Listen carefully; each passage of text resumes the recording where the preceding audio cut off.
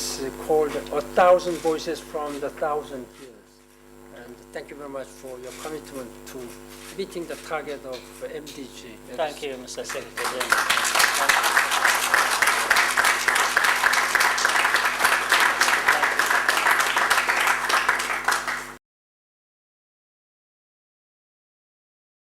May I once again welcome you and express to you how happy we are to receive you for this partnership for creating peace in the region that we all support and that the UN has been behind and leading as well and doing everything, even in terms of creating the framework that brings a number of countries together from the region to work towards this long-term objective that we all desire to see happen in our region. And I also want to thank the President of the World Bank for being a partner in this. When we create peace and security, then development has to be the logical addition to that and part of that, so that people of our country in peace, they can have the development we all seek to achieve. So I wanted to thank you for this visit, a joint visit to our country, and it means a lot, not only to Rwanda. I'm sure it means a lot to our neighbors, DRC, or many other countries in our region. So on this note, I just wanted to say you are most welcome.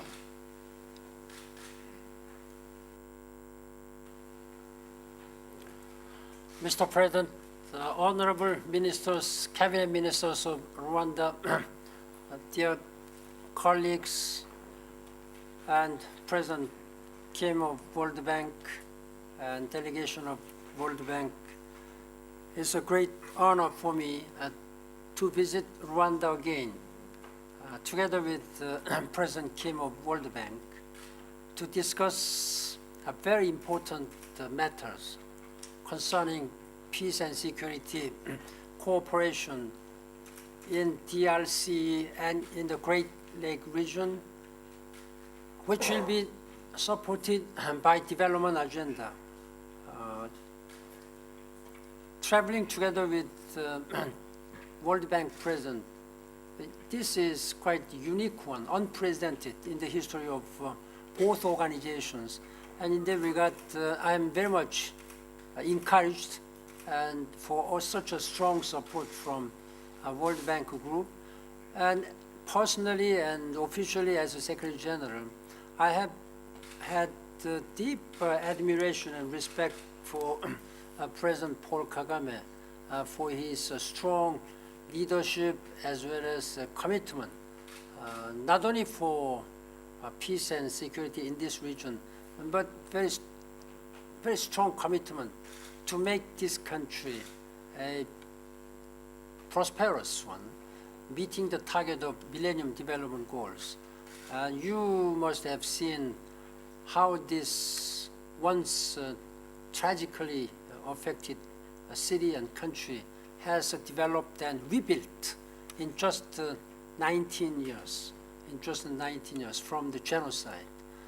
And that's what all owing to a great leadership and vision, future-oriented vision of President Paul Kagame. That I really appreciate.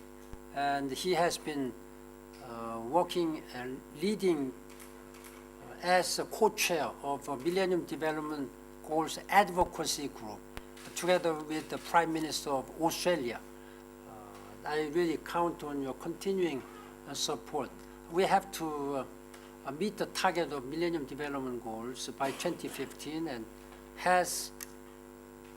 also define the Sustainable Development Goals beyond the 2015.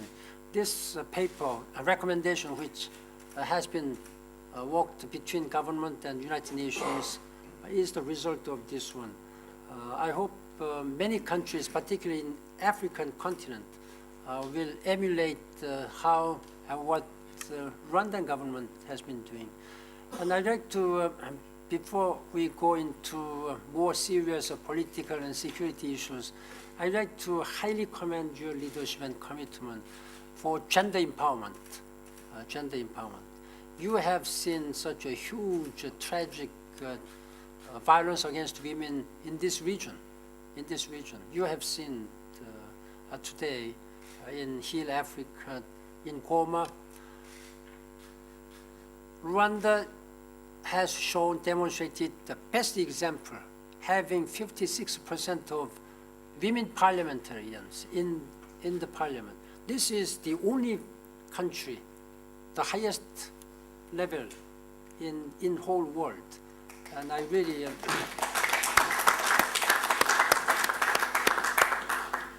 think I need to do more in the United Nations. We see many women cabinet ministers, and if you go to parliament, much more. This is more than Nordic countries. And I really highly commend Your Excellency.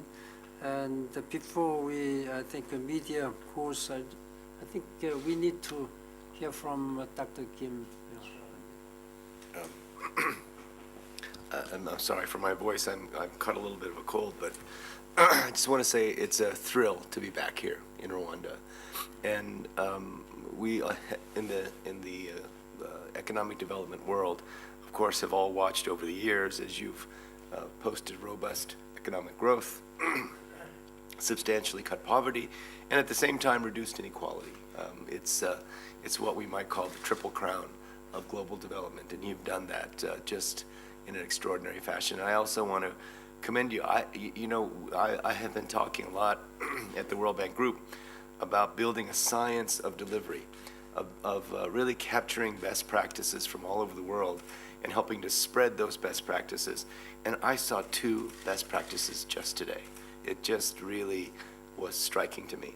The project for the disabled former combatants. One, the fact that these were former FDLR combatants was really striking. But you have done something in what's now called universal architecture that's accessible. I have never seen anything like those houses in that project. The fact that you're doing it in a country that still has so many people living in poverty is a fantastic signal of gender-based violence in the way that you have. The Nsange Center, and please, I don't know if I will see her, but please give my regards to my friend, Her Excellency, Mrs. Kagame. The Nsange Center is frankly the best I've ever seen in a developing country. The fundamental insight, which is that the expertise required to collect evidence in a way that will make perpetrators prosecutable, does not exist in most hospitals. And also the fact we walked into a room, police precinct, to as opposed to going to a hospital, is so much safer than, psychologically speaking. So with your permission, Your Excellency, we're going to write up these cases, and we're going to make sure that they're showcased that the way out of conflict is development, that the way out of conflict is providing people with health, education, social protection, and a job. And that's why we have really looked all around the World Bank Group to find some money and put together this $1 billion package for the region. And we are very hopeful that, for example, the Rusumo Dam that we're going to be investing in will begin to provide more energy and electricity. We know that you've made many efforts in improving agriculture. We want to invest even more in helping you to be even more productive agriculturally. We think that cross-border trade is a huge issue, and so we're going to make significant investments in doing very specific outreach along the border so that we can ensure that trade happens much difference, and at the same time, the trade barriers are still very high in this region. So we're here, and I have to admit that a big part of my my desire to push the World Bank Group into a much larger commitment in this region is the inspiration I've taken from your work, Your Excellency.